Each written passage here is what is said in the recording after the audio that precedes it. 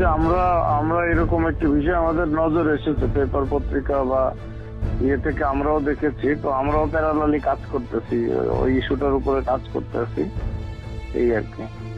কাজ করছে, মেইনলি কাজ করছে Dhaka metropolitan police, DMP DB আর কি কাজ করতেছে।